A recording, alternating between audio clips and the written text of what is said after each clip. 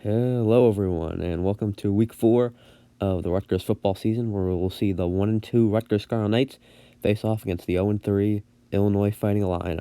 Let's get into it. Now, first of all, start with your Rutgers Scarlet Knights, who are just coming off a 49-27 loss to number 3 ranked Ohio State.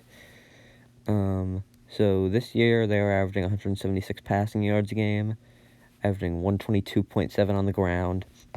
They are allowing 290 passing yards per game and 120 rushing yards per game. Their turnover differential this season is 0. They have 5 sacks, and they have allowed 7 sacks this season.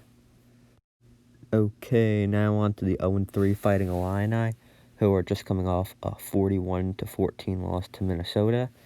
They are averaging 162.7 passing yards a game, 163 rushing yards per game, allowing about 278 passing yards per game, and they're allowing almost 197 passing yards a game, almost 200.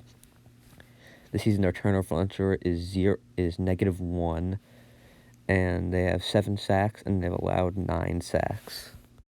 Okay, now on to my predictions for this week. So first of all, with the worst case scenario for Rutgers, which is Illinois' rushing game, which seems to be their best, just dominates, and D-line does nothing. The O-line looks terrible, and Rutgers can't get any running going. Illinois gets some of their guys back from COVID, and they look really good. They look like a new team, and Illinois wins by 1 or 2 scores. Now, the best-case scenario for Rutgers is they just look great. They keep fighting. They rush for a lot. They rush for a lot of yards against the pretty bad Illinois rush defense, and then we just see the O-line does very well. They can hold up, so we get lots of good rushing, and then that eventually opens up the passing game. And then we see that the Rutgers D-line absolutely just halts the Illinois rushing game, and Rutgers wins by like three scores.